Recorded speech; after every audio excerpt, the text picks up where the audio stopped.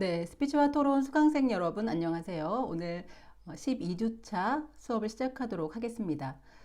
오늘은 오류의 발견을 통한 반론이라는 제목이고요. 논리적인 오류를 발견해서 이것을 통해서 반박을 진행하는 내용에 대해서 해보도록 하겠습니다. 조금 전에 살펴봤더니 아직도 지난주 과제를 완성하지 않은 친구들이 많아요. 과제가 많다라고 하는 여러분들의 고충을 들었지만 또 수업을 하고 나서 이 내용을 제대로 소화하기 위해서는 그러한 실습이 또 꼭 필요한 과정입니다. 충분히 이해해 주시리라 믿고 과제 제출에 대해서 빠른 제출을 좀 부탁드리겠습니다. 자, 우리 지난 시간에 논증에 대해서 같이 이야기했었죠. 기본적인 논증 모형 이외에 툴민의 논증 모형에 대해서 같이 이야기를 했었습니다. 이것은 주장과 근거, 그리고 하나의 증거를 제시하는 기본적인 틀에서 한층 더 발전해서 2차 증거 2를 제시하거나 혹은 증거의 증거를 제시하는 방법으로 이 논증을 좀 더 단단히 하는 것이었죠. 그리고 강도를 설정할 수도 있었습니다. 대다수 혹은 85%, 70% 이런 식으로요. 그리고 한계를 설정함으로 인해서 이 주장이 어디에서나 다 통용되는 것은 아니다. 오히려 이러한 한계 설정이 더 신뢰도를 높여줄 수 있다라는 이야기를 했습니다. 자, 그리고 논증의 두 가지 형식도 이야기를 했었죠. 연역 논증, 기납 논증. 물론 뭐 다른 방법도 있습니다. 가축법도 있고 여러 가지 있지만 우리가 일반적으로 사용하는 것은 이 두 가지이죠. 연역 논증은 가장 강력한 논증의 도구인데 참인 증거들을 제시를 해서 주장이 참일 수밖에 없게 만드는 것이고 일반적으로는 법원에서 법정에서 그 검사와 변호사 사이에 주고받는 공방들이 입론과 반론이 될 수 있겠고 가장 쉬운 예로 들 수가 있겠죠. 다음은 기납 논증입니다. 가장 보편적인 논증의 도구, 증거가 참이면 주장이 완전히 참이 되는 것이 아니라 참이 될 가능성이 점점 높아지는 거죠. 이건 우리가 현상을 관찰했을 때 반복적으로 나타나는 어떤 특징들이 있고 이것을 그냥 사실로 간주를 하는 거죠. 예를 들면 해는 매일 동쪽에서 떠서 서쪽으로 지네. 네. 이런 것들 매일매일 관찰해 봤더니 그러네. 그리고 앞으로 또 그럴 가능성이 더 크다라고 보고 이것을 사실로 간주해서 주장을 하는 그런 방법이었습니다. 증거를 제시하는 방법에 대해서도 같이 이야기를 했었죠. 다른 것도 또 있지만 보통은 지식이나 사례, 통계, 그리고 권위 있는 믿을 만한 사람의 증언을 통해서 증거를 구성할 수 있다. 이렇게 이야기 드렸습니다. 자, 오늘 토론의 반론 한번 보겠습니다. 찬성 입론과 반대 입론이 모두 끝나면 찬성 측은 반론을 시작하게 되겠죠. 물론 반대 입론에서 직접 반박을 선택했다면 내용적으로는 첫 번째 반박이 시작되고 있는 것인데 어쨌든 정식적인 절차에서 반론이라고 하는 것은 상대의 주장에 대해서 뭔가 문제점을 지적해내는 것이겠죠. 자, 반론은 토론의 전제 조건이자 핵심 이렇게 제목을 달아봤습니다. 왜냐하면 우리가 토론이라고 하는 것은 우리가 서로 입장이 다를 때 이루어지게 되잖아요.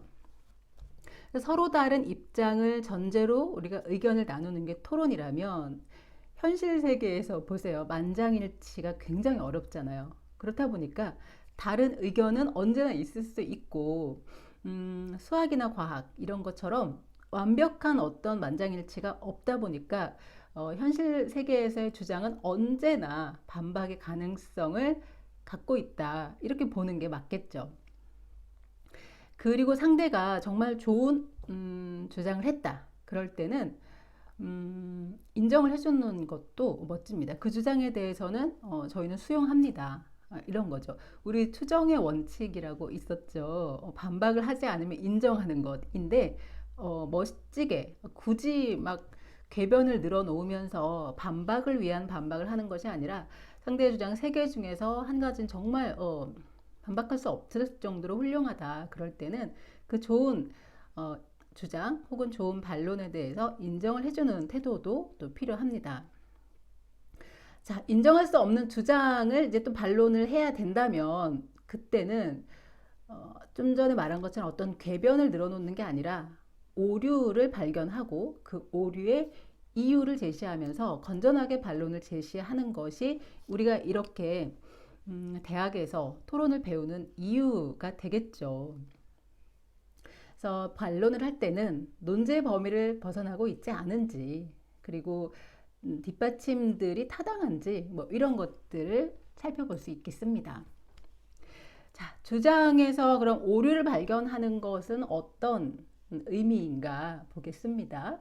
논증과 오류는 운명 공동체라고 제가 표현을 해봤는데, 왜냐하면 좀 전에 설명한 것처럼 현실 세계에서 노력을 해서 논증을 구성을 했어도 만장일치 혹은 100% 완벽한 사실 이런 것들이 굉장히 나오기가 어렵습니다. 필연적으로 오류를 포함할 수밖에 없기 때문에 논증은 만들어지는 짐과 동시에 일정한 오류를 포함하고 있다라고 이해를 하는 게 맞겠죠. 오류라고 하는 것은 잘못된 생각 혹은 잘못된 추론, 잘못된 연결 이렇게 이해하면 좋겠습니다. 자, 이 논증이 또 나왔죠. 그러면 주장과 근거가 있습니다. 자, 그런데 군복무 가산점제 부활을 찬성하는 이유가 국민의 대다수가 찬성하기 때문이래요. 그런데 여기 제가 X표를 했죠. 잘못된 연결인 거죠.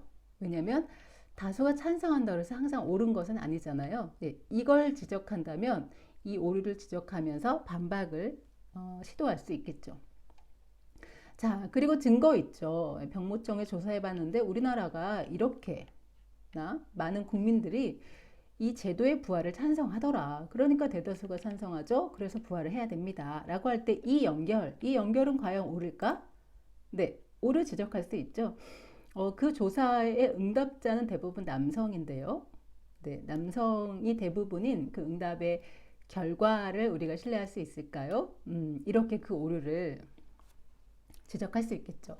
그래서 오류를 발견한다고 하는 것은 주장과 근거 사이, 근거와 증거 사이의 연결들이 과연 타당한 연결인가에 대해서 생각을 해보면 의외로 쉽게 오류를 발견할 수가 있습니다. 토론의 반론이라고 하는 것은 오류를 찾아서 지적하는 것, 이렇게 정의를 해도 좋겠죠. 그렇지만 반론이라고 하는 것은 입론이 아니기 때문에 새로운 주장을 제시할 수는 없습니다. 토론 안에서요. 토론의 반대측의 입론은 그 전개 과정에서 필요에 따라서는 새로운 주장을 할 수도 있었죠. 간접 반박을 통해서요. 그렇지만 반론의 과정에서 새로운 주장을 제시하는 것은 반칙이 됩니다. 왜 하지도 않은 이야기를 가지고 반론을 하지? 이렇게 지적을 받을 수가 있겠죠.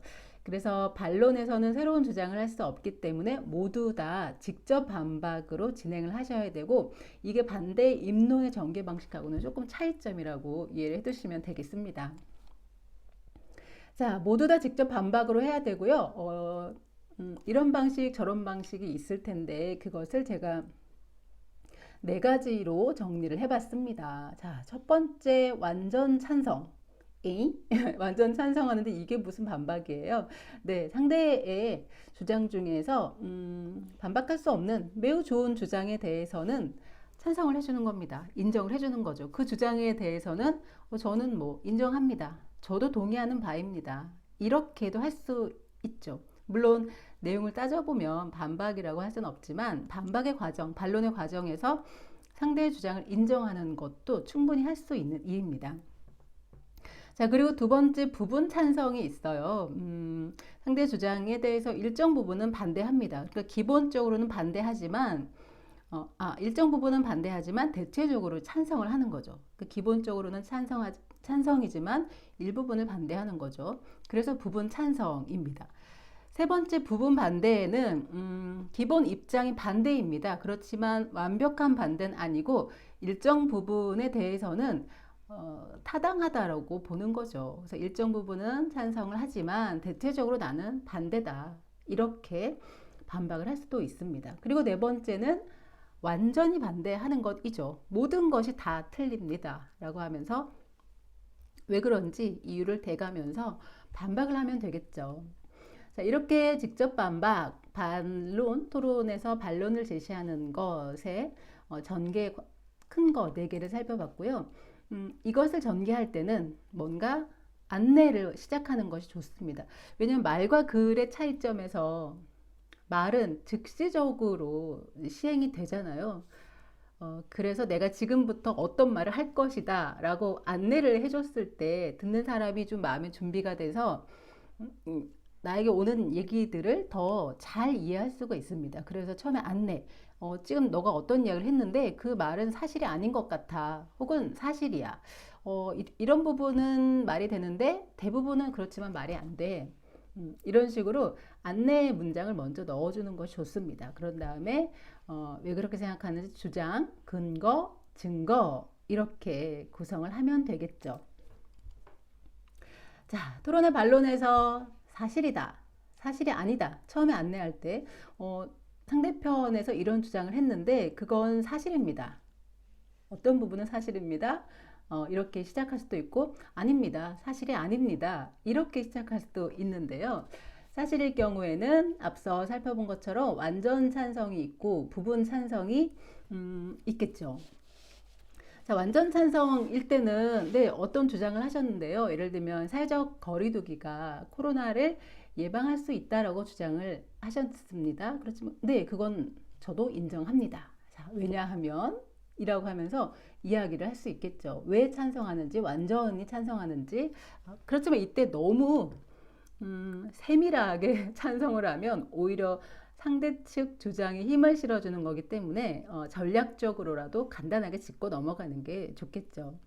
자, 그 다음에 부분 찬성이 있겠죠. 관련이나 이익이 없다라고 주장할 수도 있습니다. 예를 들면 사회적 거리두기가 코로나를 예방할 수 있다라고 했습니다.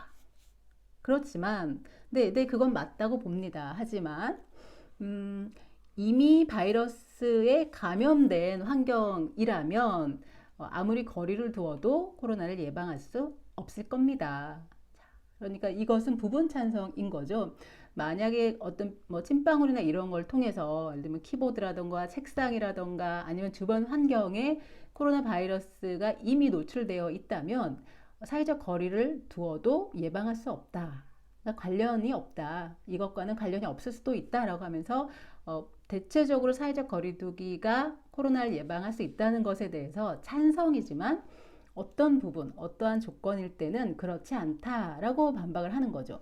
자, 거기에 따라서 왜냐하면 혹은 증거를 제시하면 되겠죠. 자, 그 다음에 또 부분 찬성, 영향을 주지 않는다. 이것도 있을 수 있겠죠. 예를 들면 사회적 거리두기가 보통은 이제 양팔 간격으로 해서 2m를 권장을 하잖아요. 그런데 코로나는 지금 우리가 걱정을 하고 있는 코로나는 이제 비말이라고 하는 침방울을 통해서 전염이 되죠.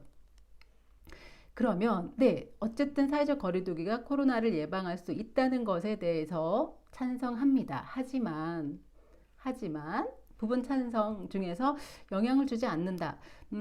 예를 들면 한 대학, 그 MIT 공대로 기억을 하는데 그 대학에서 재채기를 할 때 나오는 침방울이 최대 어디까지 튀나 실험을 했는데 8m 이상 튀었죠. 그 침방울이. 그러면 그게 코로나 감염자가 재채기를 했는데 8m까지 나갔을 때 우리가 사회적 거리두기 2m 간격으로 했다 하더라도 그때는 이 바이러스 코로나 예방에 영향을 미치지 못할 것입니다. 그러니까 이런 식으로 부분 찬성을 할 수 있겠죠. 하지만 어떤 경우 재채기를 할 경우에는 그것이 효과가 없을 수도 있습니다. 왜냐하면 이라고 하면서 이야기를 할 수 있겠죠. 또 증거도 제시할 수 있겠죠. 자, 또 부분 찬성 쉽게 해결이 되지 않는다. 뭐 이것도 들 수 있겠죠. 네, 사회적 거리두기가 코로나 예방이 된다는 것에 대해서는 저도 대체적으로 인정을 합니다. 하지만 우리가 일상생활에서 공부를 하든 아니면 뭐 생업에 종사하든 실제로 사람과 사람 사이에 2m의 간격을 계속 유지한다라고 하는 것은 생각처럼 그렇게 쉽지 않습니다. 그러니까 이론상으로는 사회적 거리두기가 코로나를 예방할 수 있지만 실제 생활에서는 이것이 이제 어려울 수도 있다라고 주장을 할 수 있겠죠. 그래서 그런 사례를 제시할 수 있습니다. 반론을 할 때 상대가 주장한 것을 일면 수긍하면서 그것을 완전히 물론 찬성할 수 있는 방법도 있지만 부분적으로 찬성하는 이런 방법에 대해서 알아봤고, 자, 이번에는 완전히 이제 반대하는 것도 있고 기본적으로 반대의 입장을 갖고 있지만 뭐 어느 부분에서는 맞는 것 같다 뭐 이런 식으로 할 수도 있겠죠. 자, 예를 들면 돼지 족발이라던가 이런 음식들이 그동안 이제 피부 미용에 아주 좋다라고 알려져서 인기가 있었죠.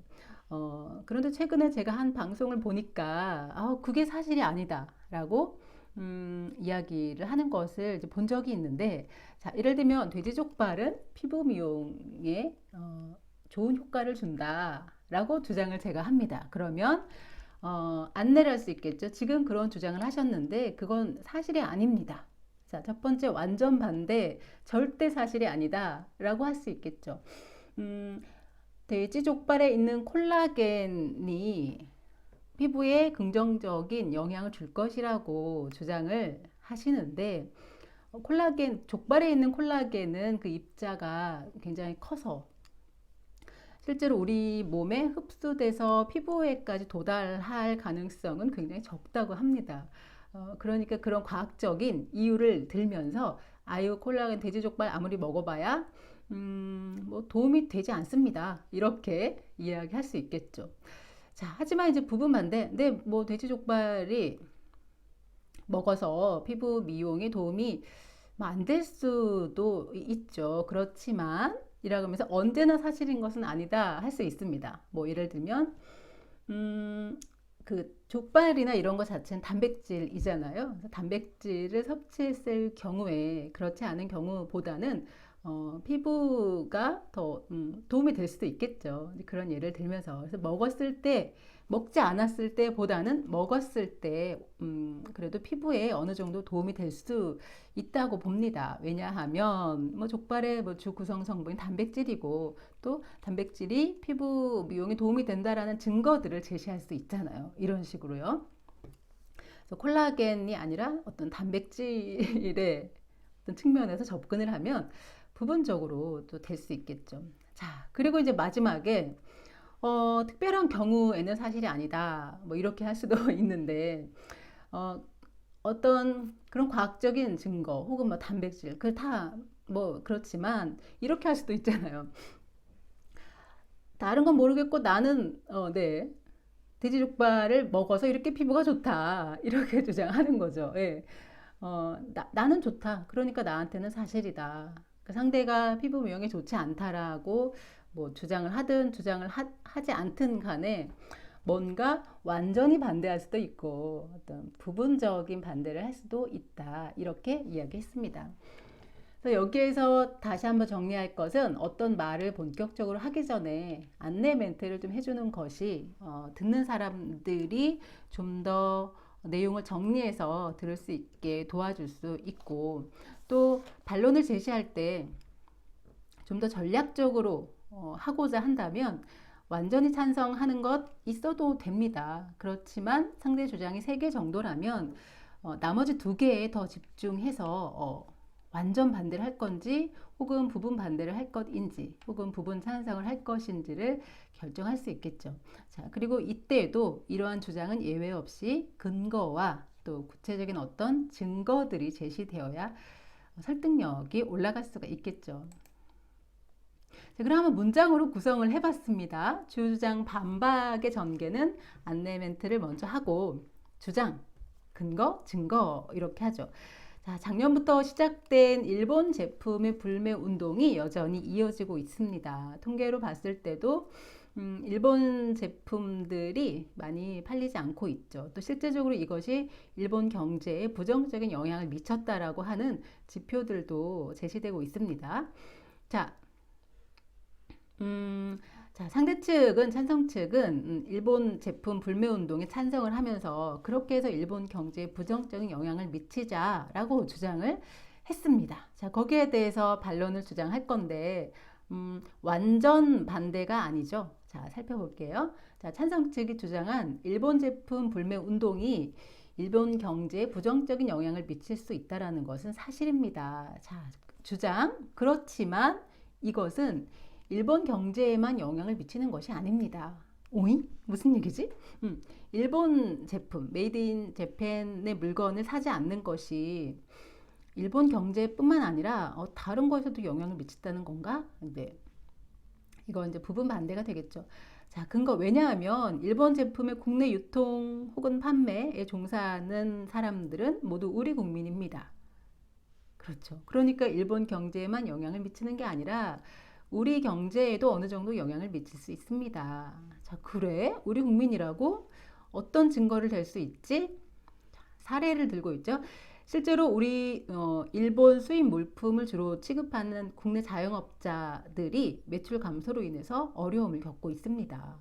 이렇게 주장을 하는 거죠. 그러면 일본 제품을 사지 않는 우리들의 행동이 일본 경제에 부정적인 영향을 미친 것은 맞지만 그걸로 끝난 것이 아니라 이게 우리 국민에게도 어느 정도 불이익으로 다가오기 때문에 무조건 당신의 의견이 맞다 이렇게 할 수는 없다라고 보는 거죠. 이렇게 해서 반박이 어떻게 안내, 주장, 근거, 증거로 전개가 되는지 예를 들어서 살펴봤습니다. 자, 그러면 반박에서는 반론을 할 때 반박이 진행이 되잖아요.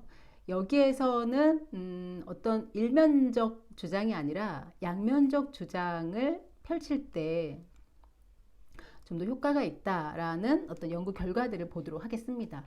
양면적 주장의 설득 효과라고 제목을 붙여봤습니다. 어떤 주장을 펼칠 때 일면적 메시지를 주장, 근거, 증거.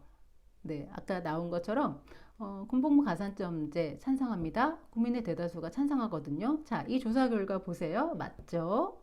이렇게 한 측면만을 제시하는 것을 일면적 메시지라고 합니다. 자, 그런데 일면적 메시지는 설득 효과가 굉장히 낮죠. 양면적 메시지는 내 주장과 반대되는 관점도 같이 포함하는 거예요. 그래서 이런 주장을 하는 사람들 중에는 여성들의 어떤 배제, 여성들이 취업 시장에서 배제되는 것을 문제 제기를 하기도 하지만 그렇지만 나라를 위해서 이렇게 했던 사람에 대한 어떤 보상은 있어야 되는 것 아닙니까? 라고 하면서 주장을 펼치는 거죠.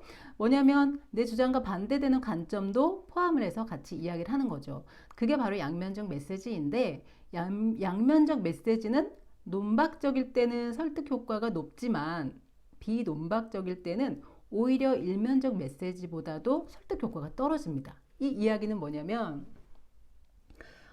양면적 메시지, 내 주장은 이런데 상대에는 여기에 대해서 이런 이야기도 합니다. 라고 하면서 굉장히 중립적으로만 단순히 제시하면 이게 오히려 한쪽 면만 주장한 것보다는 설득력이 떨어질 수 있다는 거죠. 그걸 바로 이제 비논박적이라고 하는데 반대 관점에 대해서만 제시를 해주는 거죠. 난 이렇게 주장하는데 상대는 이런 이유로 반대를 한다. 이렇게만 주장을 하면 뭐지? 나는 그럼 어떤 입장을 지지해야 되지? 라고 하면서 설득력이 떨어질 수 있지만 논박적인 내용을 포함한 양면적 메시지는 설득력이 굉장히 올라갈 수 있습니다. 논박적 메시지라고 하는 것은 반대 입장이 나의 주장보다 왜 부족한지에 대해서 이유를 제시하는 거죠. 그러한 내용을 포함하는 것입니다. 자, 앞에 일본 제품 불매 운동이라면 그것이 왜 100% 일본 경제에만 불이익을 끼칠 것이다 라고 내가 받아들일 수 없는지에 대해서 전개를 한 다음에 이런 이야기를 덧붙이면 더 설득이 높아질 수 있겠죠. 일본 경제에 어려움을 주기 위해서 우리 국민에게 피해를 주는 것이 과연 옳다고만 할 수 있을까요? 이렇게 주장을 한다면 그래, 일본 제품을 우리가 사지 말아야 되겠다. 굉장히 강력한 입장을 갖고 있었던 사람 10명 중에 그래도 한두 명 정도는 그래. 그런 거 생각하면 어느 정도 선에서는 구입을 하는 것도 괜찮겠다라고 입장이 바뀔 수가 있겠죠. 설득이 일어날 수가 있겠죠. 자, 여러분의 주장을 펼칠 때 내 주장만 하는 경우가 있고 내 주장과 상대 주장을 동시에 제시하는 방법도 있지만 가장 설득력이 높은 것은 내 주장을 제시하고 상대 주장도 제시하지만 상대 주장에 비해서 내 주장이 왜 더 나은 점이 있는지에 대해서 같이 덧붙여서 이야기하는 논박적 메시지를 취하는 것이 가장 좋은 반박 효과를 낼 수가 있습니다. 자, 그러면 우리가 논증에서 연역 논증과 귀납 논증을 살펴봤고 오늘 이 시간은 오류, 그 논증의 과정에서 발생할 수 있는 오류를 발견해서 반박을 해라 이런 것을 같이 이야기하기로 했잖아요. 제목은 귀납 논증 오류의 필연성이라고 했습니다. 네, 귀납 논증은 어쩔 수 없이 오류를 태생적으로 갖고 있습니다. 물론 연역 논증도 형식에서 오는 오류가 있죠. 이걸 형식적인 오류라고 하는데 예를 들면 비가 오면 친한 친구가 온다. 지금 비가 온다. 그럼 결론은 뭔가요? 어쩔 수 없이 친한 친구가 와야 되겠죠. 이런 가정은 뭐 근거나 주장을 구성하는 것들 어느 것 하나하나 문제가 되진 않지만 이 뭔가 주장을 전개하는 형식에서 문제가 발생했기 때문에 오류라고 할 수 있죠. 자, 근데 귀나 그런 것들은 여러분들이 또 비교적 쉽게 찾아낼 수 있기 때문에 오늘은 우리가 일상생활에서 쉽게 비교적 우리가 대부분 취하는 귀납 논증의 오류에 대해서 한번 살펴보기로 하겠습니다. 지난 시간에도 우리가 수업을 할 때 제가 이제 집에서 이걸 촬영을 하는데 강아지가 짖었잖아요. 네, 지금도.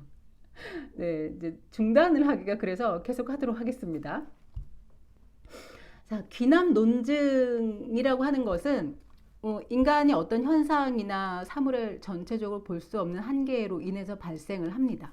자, 예를 들면 여기 커다란 코끼리가 있죠. 코끼리라고 하는 존재는 어떠한 현상의 100%라고 이해를 하시면 되겠어요. 어떤 현상이 발생했는데 그것의 진실 자체, 어떤 현상 자체라고 볼 수 있고 이 주변에 둘러싸고 있는 작은 사람들은 우리죠. 우리입니다. 우리는 어떠한 사건이나 현상 전체가 있을 때 우리가 볼 수 있는 것은 매우 부분적인 것일 뿐이죠.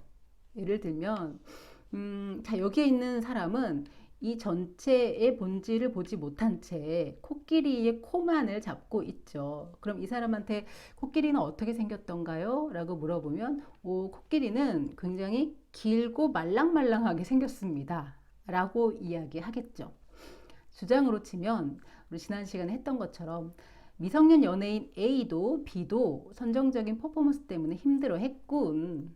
이렇게 하는 거죠. 이게 바로 이제 귀납적인 논증에서 발생하는 주장의 형식이 되겠죠. 자, 그리고 이쪽에 계신 분에게 코끼리가 어떻게 생겼던가요? 라고 물어보면 네, 내가 봤는데 코끼리는 굉장히 이게 기둥처럼 둥그렇고 크게 생겼더라고요. 이렇게 얘기하겠죠. 주장으로 치면 지난 시간에 했던 데이트 폭력 가해자 3명 모두 다 집행유예 처분을 받았군. 그 사실만을 본 거죠. 데이트 폭력 가해자의 어떤 처분, 법적 처분이라는 현상에서 이 사람이 본 것은 그것뿐입니다. 근데 반복해서 동일한 결과가 나타났다고 하여서 그것을 그냥 사실이라고 간주하고 주장을 한 거죠. 자, 그런데 여기 뒤에서 본 사람, 코끼리가 어떻게 생겼던가요? 네, 무슨 긴 물호수처럼 생겼던데요? 라고 하는데, 이 사람은 앞면이 아니라 뒷면에서 어떤 이 현상을 볼 수 있는 기회가 생겼군요. 다른 관점에서 이 같은 동일한 현상을 설명하겠죠. 미성년 연예인 C는 퍼포먼스를 굉장히 즐거워했고, 데이트 폭력 가해자 D는 실형을 선고받았네요. 네, 이 사람이 본 사실은 그겁니다. 그래서 동일한 코끼리라고 하는 어떤 현상의 100%를 우리 인간 개개인 혹은 우리의 관점이라고 하는 것은 모두를 다 볼 수 없는 한계를 가지고 있기 때문에 우리가 경험한 것을 바탕으로 해서 그 안에서 공통점을 찾아서 그것을 사실로 간주해서 주장하는 이런 구조를 취하는 게 귀납 논증이기 때문에 살펴보지 못한 부분, 그 부분에서 문제점이 발생할 수 있겠죠. 그 부분을 귀납 논증의 오류, 이렇게 이름 붙일 수 있습니다. 자, 다시 한번 설명을 해보겠습니다. 귀납 논증 오류의 필연성은, 자, 지금 보면 빙하가 있는데 위에 드러난 것은 일부분이죠. 이 밑에 굉장히 큰 부분이 숨겨져 있습니다. 자, 우리 인간은 어떠한 현상에 대해서, 어떠한 사건에 대해서 전체, 본질을 다 보지 못할 가능성이 커요. 왜냐하면 그 본질이라고 하는 것은 몇백 년에 거쳐서 드러날 수도 있고, 그리고 우리의 관점으로는 한 번에 조망할 수 없는 너무나 큰 범위에 거쳐서 발생할 수도 있기 때문이죠. 그래서 우리들은 그저 드러난 것만 이렇게 관찰할 수밖에 없는 한계가 있습니다. 이게 바로 귀납 논증의 오류죠. 우리는 분명히 어떤 주장을 뒷받침할 근거나 증거들을 찾을 때 굉장히 열심히 최선을 다해서 자료 수집을 했을 거예요. 할 수 있는 모든 것들을 다 관찰하고 수집하고 했습니다. 그렇지만 모든 걸 다 인터넷에 있는 모든 100% 관련 자료들을 다 검색했다 하더라도 아직 알려지지 않은 것들에 대해서는 우리가 알 수 있는 방법이 없죠. 누군가가 꽁꽁 숨겨놓은 것들에 대해서는 찾아낼 방법이 우리에게는 없습니다. 인간에게는 없죠. 자, 왜 연역 논증에서 대표적으로 진행되는 게 그거잖아요. 사람은 모두 죽는다. A도 사람이고 B도 사람이다. 그러면 나올 수 있는 결론은 A도 B도 그럼 죽겠구나. 이런 거잖아요. 그런데 이것마저도 어떻게 생각하면 인간은 모두 죽는다? 태어난 사람을 다 확인했어. 네. 이 지구상에 태어난 모든 사람들이 동일하게 죽음이라는 결과로 돌아가는지 그 한 명 한 명을 모두 다 관찰을 한 것이니 나는 아직 안 죽었는데 이라고 어딘가에서 주장할 수도 있겠죠. 귀납 논증의 오류가 왜 발생하는지 여러분들이 충분히 이해를 하셨을 겁니다. 우리가 미처 살피지 못했던 부분, 아니면 우리의 능력 밖이라서 우리가 살필 수 없는 부분들, 그 부분이 어떤 결정적인 사실을 가지고 있을 수 있고, 또 그 부분이 우리가 본 것은 매우 소수이고 그 부분이 절대 다수를 차지하는 어떤 사실일 수도 있고, 그렇죠. 그래서 오류가 발생한다고 할 수 있습니다. 자, 그러면 대표적인 귀납 오류 6가지를 살펴볼게요. 귀납 오류는 종류가 굉장히 많아요. 네, 이것을 한 권의 책으로도 낼 정도로 많습니다. 근데 우리가 일상생활에서 많이 범하는 대표적인 귀납 오류 6가지를 살펴보고 이게 주장을 제시할 때 어떤 식으로 발생이 될 수 있는지도 살펴보도록 하겠습니다. 자, 권위에 호소하는 오류가 있죠. 이거는 우리가 주장을 할 때 권위나 힘을 이용해서 주장을 받아들이도록 하는 것입니다. 권위라고 하는 단어의 뜻 아시죠? 일정한 역할을 담당하면서 구성원에게 인정받는 어떤 영향력, 이렇게 이야기할 수 있겠죠. 증거 제시 방법 제가 해드린 것 중에 지식이나 증언이 이에 해당합니다. 그러니까 내가 가지고 있는 어떤 것으로는 안 되니까 좀 더 힘 있는 일반화된 보편화된 이런 지식들을 가져와서 증거로 사용하고, 아니면 내 힘으로 안 되니까 더 신뢰도가 높은 사람, 또 권위가 있는 사람의 말을 빌려오는 거죠. 그럼 사람들이 아무래도 오 그래? 어제 뉴스에 나왔었다고? 오 그런 박사님이 그런 이야기를 했다고? 라고 하면서 신뢰도가 높아지게 되잖아요. 근데 이 주장 방법 물론 좋은 방법입니다만 어쩔 수 없이 논증과 오류는 운명 공동체라고 하였으니 이런 방법으로 진행되는 논증에서는 이런 오류가 발생할 수 있습니다. 전문가나 권위자의 말이 늘 진실은 아니겠죠. 그들도 실수를 할 수 있고 그들이 현재 진실이라고 알고 있는 것, 그것이 현재는 진실이라 하더라도 시간이 지나면 진실이 아닐 수도 있죠. 그래서 우리는 누군가가 권위에 호소하는 오류를 범하고 있고 또 권위를 통해서 우리에게 뭔가 주장을 하고 설득을 하려고 할 때 여기에 빠지지 않기 위해서는 일단 이 권위에 압도되지 않는 것이 중요합니다. 그리고 예외 사례를 한번 찾아보는 거죠. 저기에 적용되지 않을 사례는 뭐가 있을까? 찾아보는 거죠. 자, 예를 들면 어떤 주장을 하면서 통계 결과를 막 제시해요. 자, 이 통계 결과 보세요. 지금 90% 이상이 찬성한다고 하는데도 이게 대세가 아니란 말입니까? 막 이런 식으로 주장을 해요. 그러면서 이 조사는 설문조사 1위 업체에서 진행한 겁니다. 그러니까 굉장히 이 결과를 신뢰할 수 있겠죠? 라고 하면서 권위에 호소를 합니다. 그럼 우리는 이 주장을 잘 듣고 아, 권위에 호소하는 오류를 범하고 있군 이라고 하면서 이렇게 반박할 수 있겠죠? 자, 4월에 총선이 있었잖아요. 지난 총선 출구조사에서 그 업체의 조사 결과는 맞지 않았습니다. 이렇게 설문조사 1위 업체라도 언제나 그 예측이 정확하지 않고 또 빗나갈 수 있다는 것. 지금까지 예측이 맞았다 하더라도 그것이 미래에도 그 결과가 보장될 수는 없다. 뭐 이런 것들을 언급하면서 이 오류에서 벗어나려고 해야 되겠죠. 혹은 이 오류에 빠진 주장에 대해서 반박을 시도할 수 있겠죠. 자, 여기 보면 제가 좋아하는 찰리 브라운 친구들을 등장시키고 있습니다. 자, 이제 두 번째 볼게요. 대표적인 귀납 오류 두 번째는 인신공격의 오류입니다. 우리 주변에서 많이 발견할 수 있는 오류죠. 이건 주장이라고 하는 것은 인격체가 아니잖아요. 주장과 주장이 또 오고 가는 것이 토론인데 주장을 하다 보면 그 주장하는 사람에 대한 어떤 분노가 생기게 되죠. 주장 자체가 아니라 주장하는 사람의 신상을 공격하는 이런 경우를 우리가 발견하게 됩니다. 신상이라고 하는 것은 그 사람의 어떤 신체, 그 사람의 행동, 처신, 그리고 그 주변에서 일어나고 있는 어떤 일들을 공격하는 거죠. 그래서 우리가 어떤 주장을 할 때 가족을 공격한다거나 뭐 그런 거 있죠. 가족은 건드리지 말고 뭐 부모님 건드리지 말고 이런 이야기를 우리가 농담 삼아 하게 되는데 가장 상대를 화나게 할 수 있는 것이 그런 것이죠. 예. 내 주변에 어떤 것들 신상을 건드림으로 해서 하게 되는 것인데 우리가 주장을 했어요. 뭐에 대해서 찬성을 하든 반대를 하든 주장을 펼쳤는데 거기에 대해서 주장에 대해서 반론을 하는 것이 아니라 그 주장을 펼친 나를 공격하게 되면 그 인신 공격을 받게 되면 굉장히 기분이 나쁩니다. 그래서 보통의 사람들은 똑같이 해주고 싶죠. 네, 똑같이 해주고 싶은 마음이 생기겠지만 이것을 참는 것이 중요합니다.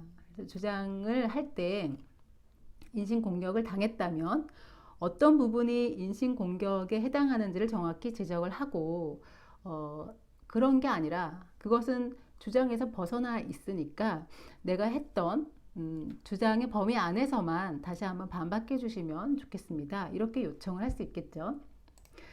자, 지금 언론에 많이 등장하고 계시는 분 중에 한 분입니다. 윤해 교육부 장관님이시죠. 5월 말 그리고 6월 초 학생들의 등교 개학을 진행을 하면서 많은 여론들이 있었습니다. 지난달 27일에 인터뷰를 통해서 지금 등교 수업을 하지 못하면 올해는 아예 출석 수업을 못합니다. 이렇게 인터뷰를 했죠. 네. 그러자 자, 그러면 이건 주장이잖아요. 이 주장 자체가 이분은 아닙니다. 그러면 왜 지금 못하면 올해 출석 수업을 못하는지에 대해서 충분히 근거를 제시를 해서 이야기를 했다면 반박도 이 주장 안에서 이루어져야 하잖아요. 그런데 이 인터뷰 기사 밑에 댓글이 막 달리기 시작하죠. 오늘부터 아이들처럼 수업에 참석하시죠. 똑같이 생활하세요.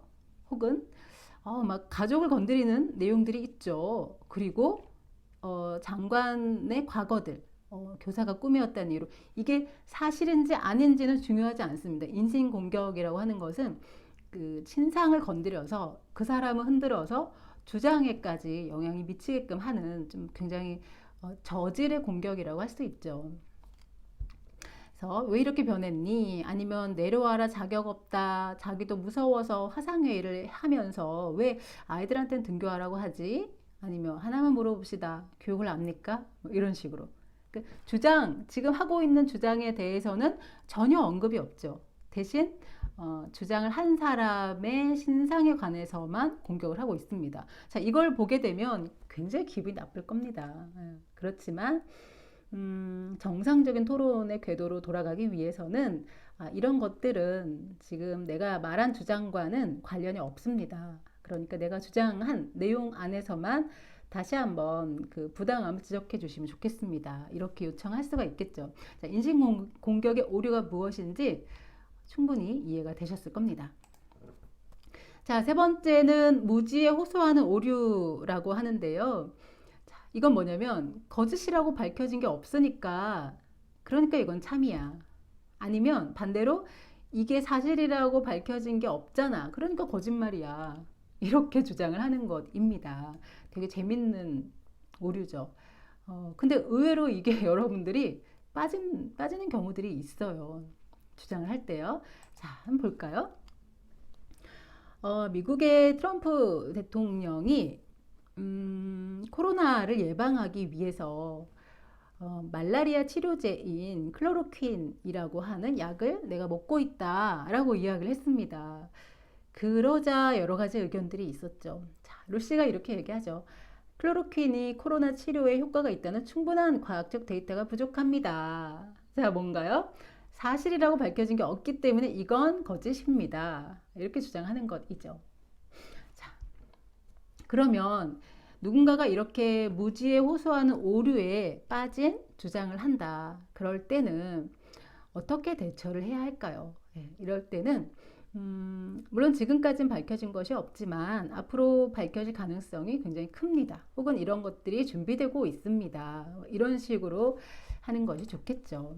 자, 그 클로로킨이라고 하는 약은 FDA 승인도 받았고 말라리아 치료제, 기생충약 이런 분야에서는 70년간 정상적으로 판매가 됐던 약입니다. 제가 알아보니 그렇더군요. 그래서 코로나 안정성에 대해서는 아직 검토되지 않았지만 이 약은 FDA 승인을 받은 안전한 약입니다. 그러니까 아직 승인도 받지 않은 불확실성의 약을 사용하는 것보다는 상대적으로 안전하지 않을까요? 네, 이렇게 주장을 진행해 나갈 수 있겠죠.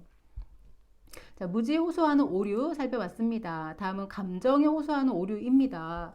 자, 주장이라고 하는 것은 감정이 아니죠. 물론 다음 시간에 최종 발언을 할 때는 설득의 과정에서 감정에 호소하는 것도 설득에 미치는 영향이 있다라는 것을 이야기하겠지만 논리의 영역에서 감정은 오류로 인식이 되죠. 그래서 주장이 아니라 감정에 자꾸 호소를 해서 주장을 받아들이도록 하는 이런 것은 감정에 호소한 오류라고 볼 수 있습니다. 자, 그래서 감정적으로 뭔가 연민을 느끼게 하는 어떤 주장들을 계속하고 하는 거죠. 어떤 것들이 있을지 한번 보겠습니다. 자, 이 청년에게 우리 사회가 조금만 더 따뜻한 관심을 기울였다면 이렇게 참혹한 사건의 가해자가 되지는 않았을 겁니다. 이렇게 주장을 하는 거죠. 이 주장 자체가 이 청년이 잘못을 저질렀는데 그 잘못에 대한 유죄, 무죄를 법에 근거해서 명확하게 따지는 것이 아니라 우리가 관심을 덜 가져줬다. 그래서 이 사람이 이런 범죄의 가해자가 됐다. 감정에 호소를 하는 거죠. 그래서 이 청년에 대해서 우리가 안쓰러운 마음이 생기게끔 하고 그 안쓰러운 마음으로 인해서 뭔가 자기가 원하는 방향으로 끌고 가려고 하는 의도잖아요. 자, 이렇게 누군가가 나에게 감정에 호소하려고 할 때, 자, 우리는 어떻게 해야 될까요? 물론 감정이 이끄는 대로 할 수 있습니다. 하지만 우리가 전략적으로 반박을 해야 된다면 감정적으로 어떤 안타까움이 드는 거에 대해서는 인정을 할 수 있습니다. 하지만 우리가 이 일을 감정적으로만 봤을 때 올바른 해결책을 찾을 수 없다라고 하는 것들을 이야기할 수 있겠죠. 자, 예를 들면 이런 거 있죠. 그러한 상황에 처해져 있던 거는 그 청년만은 아닙니다.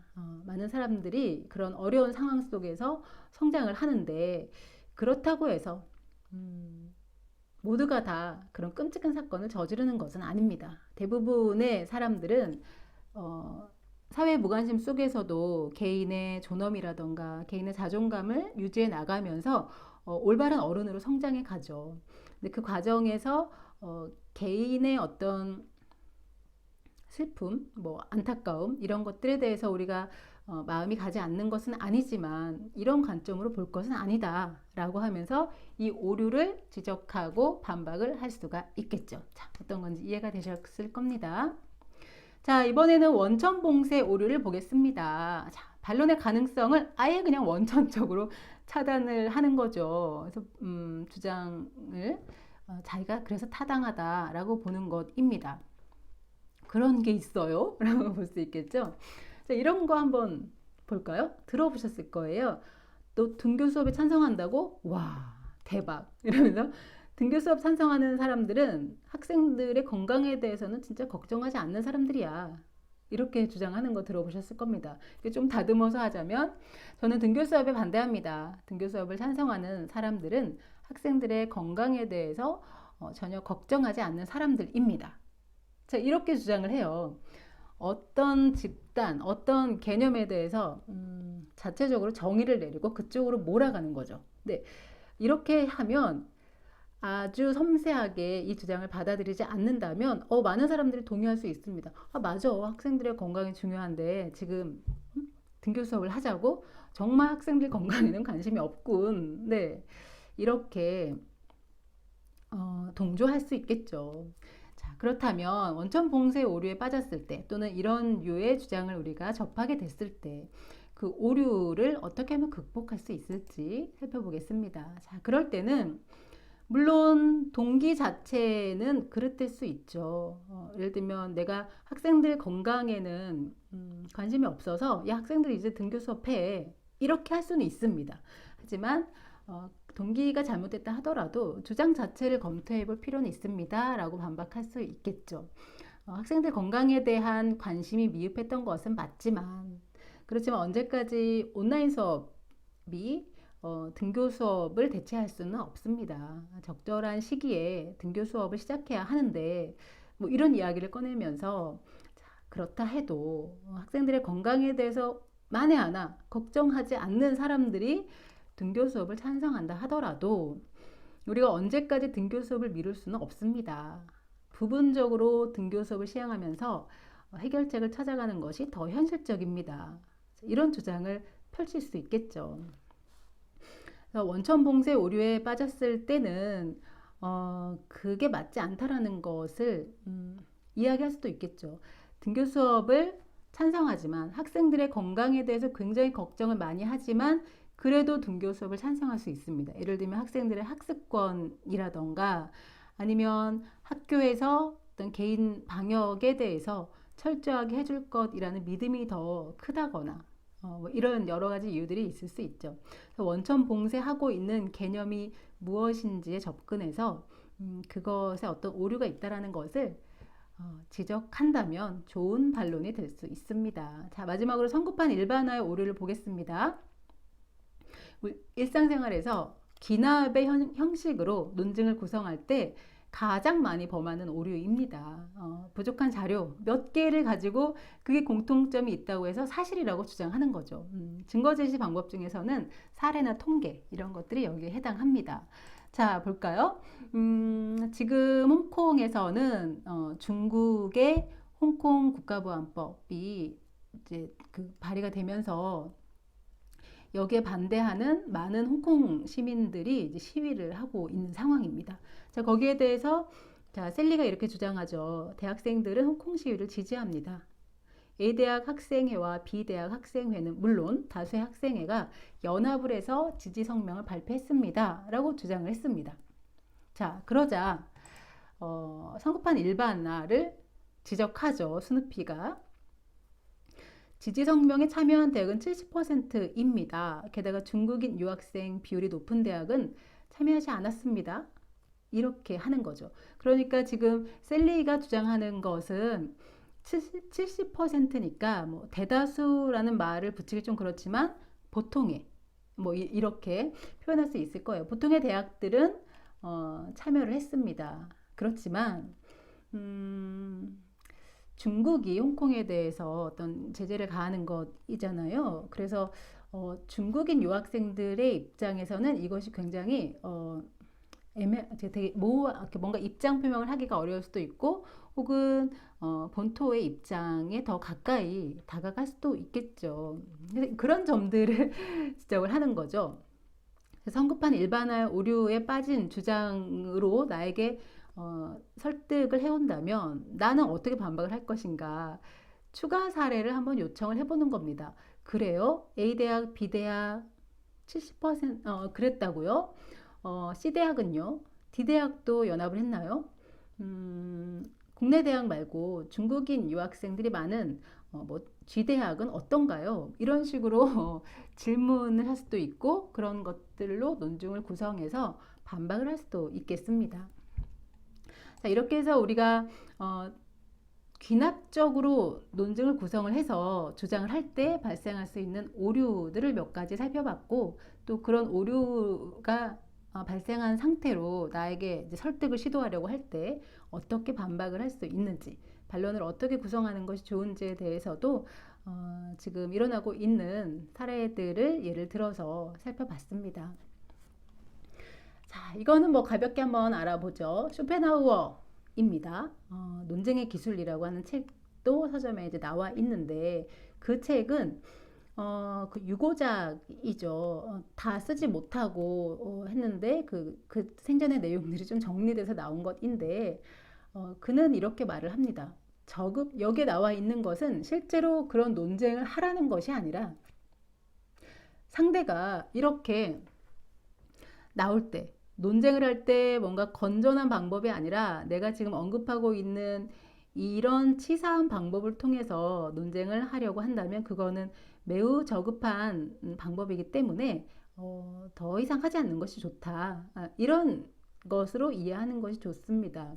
자, 아까 언급한 것처럼 가장 사람을 기분 나쁘게 하는 것은 인신공격입니다. 그럼 여러분들은 건전한 반론의 방법을 배운 여러분들은 토론의 과정에서 기분이 나쁘다고 해서 인신공격을 하는 것이 맞을까요?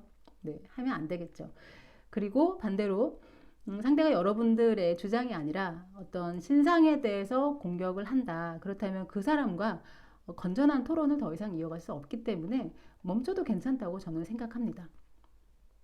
같은 맥락에서 상대를 화나게 해서 올바른 판단을 방해한다거나 또 말을 하지 않고 있는 것은 좀 생각이 필요한 것일 수도 있고 복잡할 수 있잖아요. 왜 말을 하지 않죠? 말을 하지 않는 것은 동의한다는 것입니까? 이런 식으로 사람을 몰아쳐가는 이런 방법도 매우 저급한 논쟁의 방법이다. 이렇게 이해할 수 있겠습니다. 이론상 맞지만 실제로는 틀립니다. 우기는 경우들이 있죠. 또 불리하다 싶으면 뭐 말 바꾸기 한다거나 뭔가 논쟁에서 질 것 같으면 갑자기 딴소리 하는 경우 또 뭐 다 모르겠다는 거죠. 나 무슨 소리인지 모르겠고 난 몰라 나는 진짜 족발 먹으면 나는 피부 좋아져. 난 몰라 이런 식으로 하는 경우도 있습니다. 매우 수준 낮은 토론술이기 때문에 배울 것이 없습니다. 네, 그렇게 논쟁을 걸어오는 사람에 대해서는 여러분들이 성심성의껏 논쟁에 응해줄 필요도 없겠죠. 자, 그러면 이번 주부터 여러분들이 해야 될 일들을 설명을 해드릴게요. 잘 들으셔야 합니다. 이번 주부터 3주 동안 토론 실습을 진행을 할 거예요. 어디에서 진행이 되냐면 여기 보면 여기 이 중에 토론을 클릭을 하시면 제가 지난주에 안내해드렸던 10가지의 논제를 이렇게 토론의 주제로 입력을 해 놓았습니다. 진행 중이 보이시죠? 마감일은 6월 22일입니다. 자, 어떻게 된 거냐면 토론을 클릭하시고 여기 10개 중에 지난주에 입론을 써놓은 걸 하셔도 되고 또 어떤 마음에 드는 논제가 있다 그러면 클릭을 해서 들어갑니다. 자, 들어가면 제가 올려놓은 글이 보이죠. 토론 진행 방법이라고 해서 찬성 입론, 반대 반론, 찬성 최종 발언 순서로 진행합니다. 되어 있죠. 자, 의견 작성을 통해서 찬성 입론을 작성해 주세요. 6월 2일에서 6월 8일까지. 그러니까 한 주 동안은 여러분들은 찬성 입론 작성하는 주가 되고요. 그리고 그 다음 주는 누군가가 입력해 놓은 찬성 입론에 대해서 나는 반대의 반론을 펼치고 싶다. 그러면 아무거나 마음에 드는 걸 선택해서 댓글을 통해서 반대 반론을 작성해 주시면 됩니다. 기한은 6월 9일에서 6월 15일까지죠. 자, 이렇게 해서 다음 주에 찬성 입론과 반대 반론이 완성이 됐죠. 그 다음 세 번째 주에는 대댓글을 통해서 자, 내가 한 것도 계속 괜찮아요. 내가 하나의 논제에서 찬성 입론, 반대 반론, 찬성 최종 발언 모두 다 작성해도 괜찮고 내가 작성한 것 말고 다른 사람이 작성한 것 밑에다가 반론을 작성해도 괜찮고 또 다른 논제로 옮겨가서 그 밑에 찬성 최종 발언을 작성해도 괜찮습니다. 그런 식으로 해서 대댓글을 통한 찬성 최종 발언을 작성하는 시기는 6월 16일에서 6월 20일 까지로 설정을 했습니다. 22일까지로 설정을 했고 이 세 가지 30%의 점수가 부여가 되겠죠.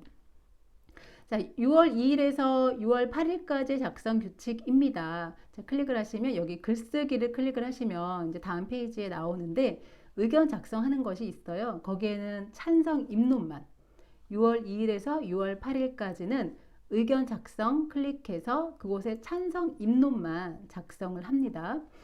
그러니까 10가지 논제가 있는데 어떤 논제를 선택하셔도 상관없고요.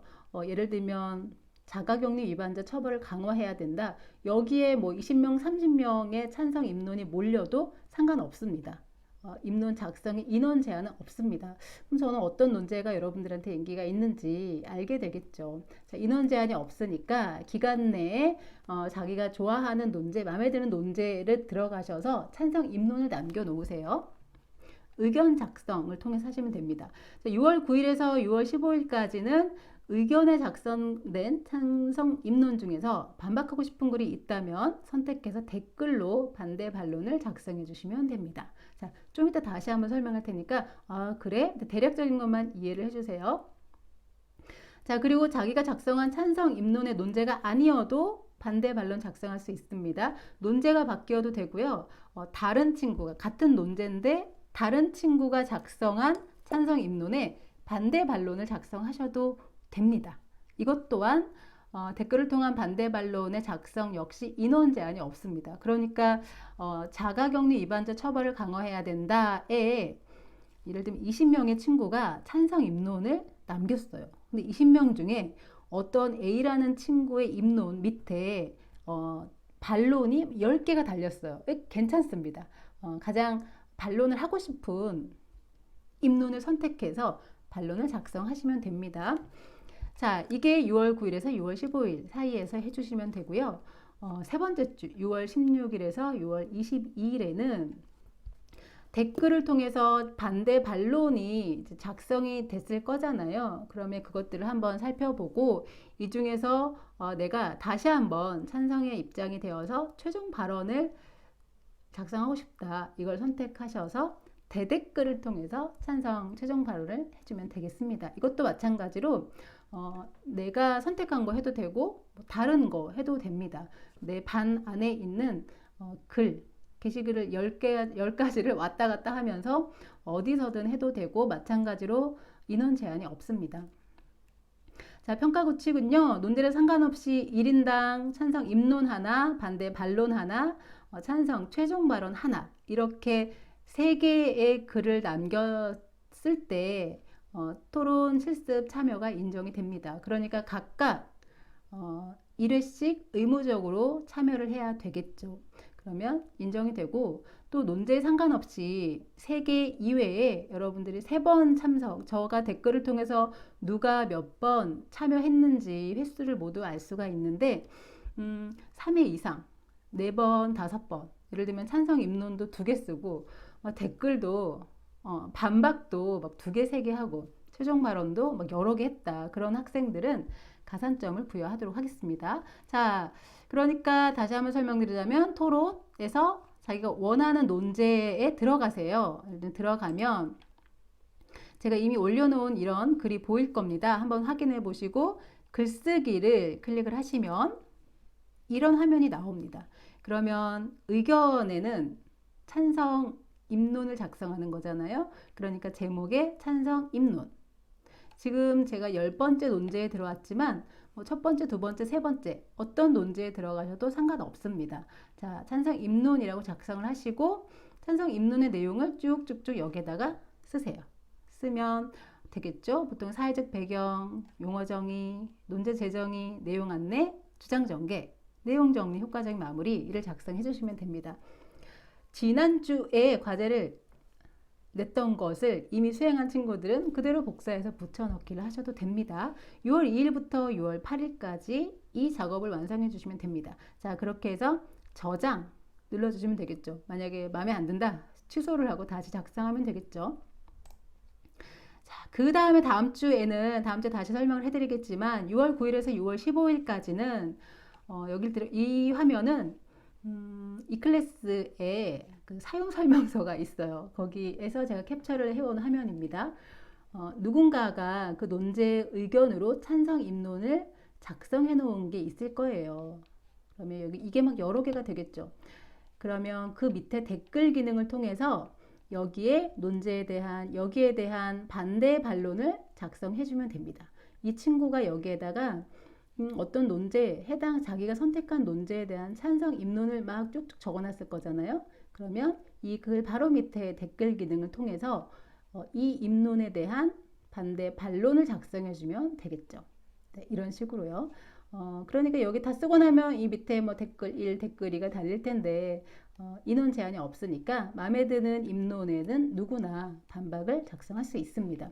자, 이 작업을 6월 9일부터 6월 15일까지 해주시면 되고 자, 그리고 이렇게 해서 반대 반론이 작성이 됐다면 여기까지 되면 여기에 답글을 달아서 찬성의 최종 발언을 작성할 수 있겠죠. 여기 클릭을 하시면 이런 화면이 나옵니다.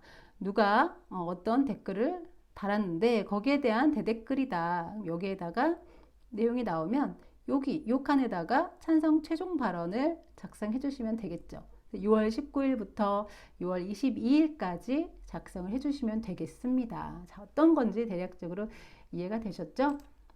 내용 한번 살펴보시고 이번 주에는 논제 10가지 논제 중에서 게시판에 가셔서 내가 원하는 논제로 들어가서 의견에 찬성 입론이라고 적어주시고 찬성 입론의 내용을 작성해 주시면 되겠습니다. 지난주 과제를 이미 수행하신 분들은 붙여넣기만 하면 되는 간단한 작업이 될 테고 아직 작성하지 못한 친구들은 작성을 해서 올려야 되는 그런 일이 되겠죠.